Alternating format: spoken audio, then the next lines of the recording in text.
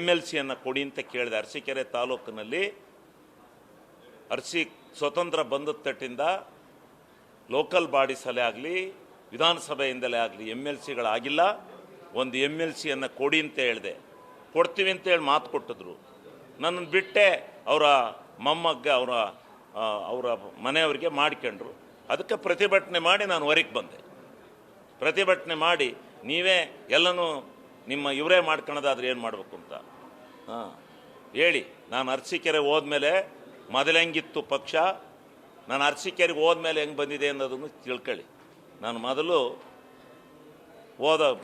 91ರಲ್ಲಿ ಚುನಾವಣೆ ನಡೀತು ಪಾರ್ಲಿಮೆಂಟು. ಆಗ ದೊಡ್ಡಗೌಡ್ರೆ ನಿಂತಿದ್ರು, ಬರೀ 13,000 ಓಟ್ ಹಾಕಿದ್ರು ಅರಸೀಕೆರೆಯಲ್ಲಿ.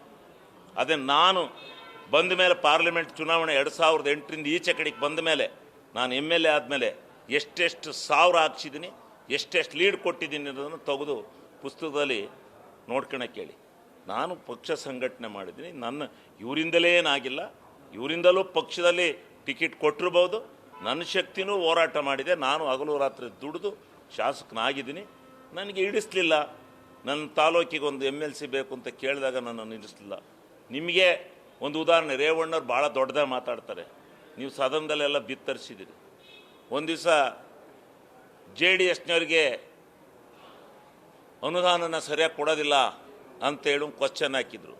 ಆಗ ಏನು ಭಾಷಣ ಮಾಡಿರು? ವಿಧಾನಸೌಧದಲ್ಲಿ ಕಡತ್ತಲಿದೆಯಲ್ಲ ತೆಗಿಸಿ ನೋಡಿ ಏನು ಭಾಷಣ ಮಾಡಿರು ಅಂತ.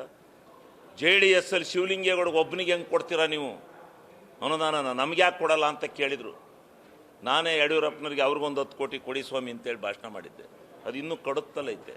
ಇವರು ನಾನು ಗ್ರ್ಯಾಂಡ್ ತಗೊಂಡು ಹೋಗೋದನ್ನೇ ತಡ್ಕಣ್ಣಾರ್ದಲ್ಲೇ ವಿಧಾನಸೌಧದಲ್ಲಿ ಮಾತಾಡ್ತಾರೆ ಅಂದರೆ ಅವರ ಒಡನಾಟ ಹೆಂಗಿರಬೇಕು, ಹೆಂಗೆ ನಾನು ಅನುಭವಿಸಿರ್ಬೇಕು ಅನ್ನೋದನ್ನು ತಿಳ್ಕೊಳ್ಳಿ. ಇಂಥವು ಅನೇಕ ಇದ್ದಾವೆ, ಅದನ್ನೆಲ್ಲ ನಾನು ಹೇಳಕ್ಕೆ ಹೋಗಲ್ಲ. ಗೌರವದಿಂದ ನಾವು ಪಕ್ಷ ಬಿಟ್ಟು ಬಂದಿದ್ದೀವಿ. ಇವರು ಹಾಸನ ಜಿಲ್ಲೆಯಲ್ಲಿ ಪಕ್ಷ ಬಿಟ್ಟು ಹೋದರೆಲ್ಲ ಸೋತಾರೆ, ನಿಜ. ಭಾರಿ ಜನ ಮುಖಂಡರುಗಳು ಸೋತರು. ಭಾರಿ ಜನ ಮುಖಂಡರುಗಳು ಯಾರು ಇವ್ರ ಜೊತೆ ಸಹವಾಸ ಬಿಟ್ಟು ಹೋದರೆ ಯಾರೂ ಗೆಲ್ಲಲ್ಲ. ಅದರಲ್ಲಿ ನಾನೊಬ್ಬನೇ ಗೆದ್ದನು. ಅದು ನಾನೊಬ್ಬನೇ ಗೆದ್ದಿದ್ದೀನಲ್ಲ ಅನ್ನೋ ಹೊಟ್ಟೆ ಊರಿಗೋಸ್ಕರ ಇವರು ಈ ರೀತಿ ಆಪಾದನೆ ಮಾಡ್ತಾಯಿದ್ದಾರೆ. ಅದು ಸರಿಯಲ್ಲ. ನಾನು ಶಾಸಕನ ನಾನು 14 ಓಟಲ್ಲಿ ಒಂದು ಸಾರಿ ಸೋತೆ ಗಣಸಿ ಕ್ಷೇತ್ರ ಇದ್ದಾಗ. ಆಗ ಗಣಸಿ ಕ್ಷೇತ್ರ ಹೋಯ್ತು.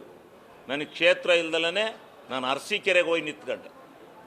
ಅರಸೀಕೆರೆ ಕ್ಷೇತ್ರದಲ್ಲಿ ನಾನು ನಿಂತು ಗೆದ್ದಿದ್ದೇನೆ. ನಾವು ಎಲ್ಲ ಜನತೆ ನನಗೆ ಆಶೀರ್ವಾದ ಮಾಡಿದ್ದಾರೆ. ಜನತೆ ಆಶೀರ್ವಾದದಿಂದ ಗೆದ್ದಿದ್ದೇನೆ. ಈಗ ಈ ರೀತಿ ಇವರು ಪಕ್ಷ ಬಿಟ್ಟು ಇರೋದಕ್ಕೆ ಈ ರೀತಿ ಎಲ್ಲ ಒಂದು ಬೈಯೋಕ್ಕೆ ಒಂದು ಸಮಾವೇಶ ಸೇರಿಸಿ ಬೈದರೆ ಅಷ್ಟೊಂದು ಜನ ಸೇರಿಸ್ಬೇಕಾಯ್ತು ಬೈಯೋಕ್ಕೆ. ನಿಮಗೆ ಹೇಳಿದರೆ ನೀವೇ ಎಲ್ಲ ದೇಶಕ್ಕೆಲ್ಲ ತಿಳಿಸ್ತಿದ್ರಪ್ಪ. ಅದಕ್ಕೆ ಯಾಕೆ ಇಷ್ಟೊಂದು ಜನ ಸೇರಿಸ್ಬೇಕಾಯ್ತು ಶಿವಲಿಂಗೇಗೌಡನ ಬೈಯೋಕ್ಕೆ? ಯಾರು ಇನ್ನೇನು ಇವ್ರು ಹೆಂಗೆ ಈಗ BJP ಜೊತೆ ಸಂಬಂಧ ಮಾಡಿರು?